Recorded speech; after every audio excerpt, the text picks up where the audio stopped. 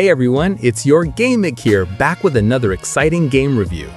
Today I'm diving into the fascinating world of Ghost of Yotei. I bought this game with my own money, not a sponsor review, so you can trust that my opinions are completely genuine. After spending over 60 hours playing and completing everything the game has to offer, I'm ready to share my thoughts. And don't worry, I'll keep this review spoiler-free with some fun video clips to give you a taste of what to expect. Let's jump right in. In Ghost of Yotei, set in the year 1603, we follow a new character named Atsu as she embarks on a thrilling adventure in a wild part of northern Japan called Ezo. This game is a standalone sequel to the well-loved Ghost of Tsushima, taking place 300 years after the first game. The story is engaging and easy to follow. Atsu is on a mission for revenge after a group called the Yotei Six killed her family. As she sets off to confront each member of this dangerous group, the storytelling really shines, making it easy to connect with the characters and understand their struggles and motivations. The game is beautifully set against the backdrop of Mount Yotei, a stunning area in what is now Hokkaido, Japan. The early 1600s were a time of excitement and danger, and the mix of history and myth adds depth to the adventure. Speaking of beauty, the visuals in this game are simply breathtaking.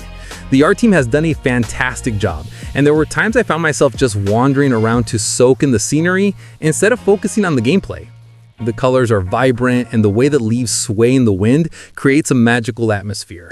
Honestly, it could have been called Flowers of Yotei or Grasslands of Yotei. It's that gorgeous. The weather in the game changes frequently, with rain, snow, and fog, which adds to the experience. You can also change the time of day at your camp, and this is important since some side missions are only available at night. You can even pet the foxes, but it's important to stay away from the bears. If you ever see one, the best thing to do is to run away. Run. Just kidding. If you upgrade your bow and arrows, you can take down the bears pretty easily. The map in the game is quite large, but I feel it's a little smaller compared to Ghost of Tsushima. There are plenty of activities to enjoy beyond just the main storyline. You can play music, catch fish, visit shrines, do some painting, take a bath, or even try your hand at bamboo strikes. You have the freedom to set up camp pretty much anywhere, which also makes it easier to travel quickly to different locations. In the game, you'll encounter many people who come to trade, and you can use those interactions to improve your armor and weapons. You can even purchase maps from a map maker, which is really helpful for exploring different areas. As you wander around, you'll notice that birds and foxes can lead you to some valuable treasures. Bounty hunting adds an exciting challenge to the experience, with around 31 bounties to pursue. Some of these bounties can be quite tough, and I spent several hours working to beat a few of them. Be sure to check out the storyteller side quests too. Each one has its own unique tale, and you'll receive great rewards once you finish them. You might enjoy a game called Zeni Hajiki. It's a fun way to use coins and could even help you earn a little extra money without spending anything. As you play, you'll interact with different characters and gradually uncover the story. The game is flexible, allowing you to play however you like, so you can discover your own style. When it comes to combat in this game, it's much better compared to the last one. The fighting mechanics are smooth and well developed, though they have a similar feel. You'll mainly be using melee attacks at the start, but as you move forward, you'll discover some ranged weapons that let you attack from a distance.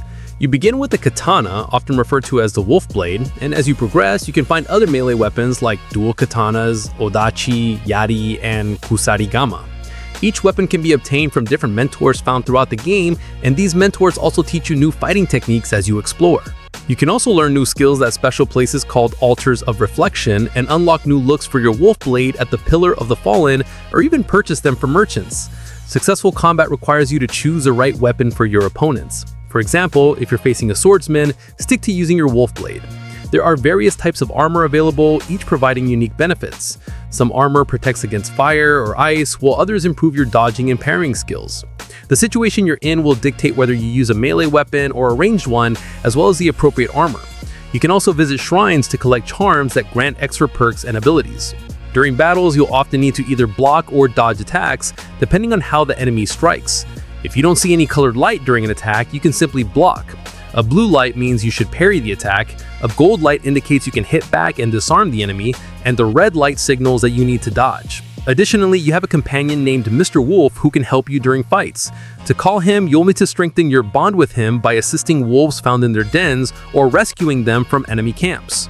You can discover new songs by interacting with different characters, and each song can help you find special locations like wolf dens, bamboo strikes, hot springs, or altars of reflection.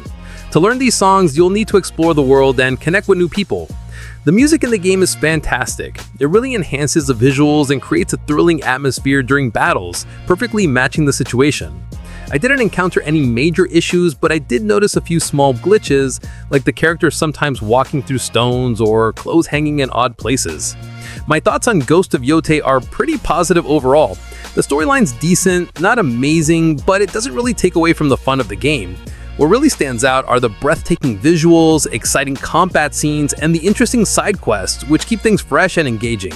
I highly recommend checking out the storyteller side missions. They feel like mini stories that add depth to the main game. That's my take on Ghost of Yotei, and I'd love to hear your thoughts in the comments.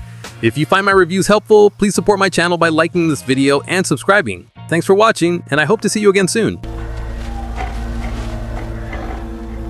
You're still with me?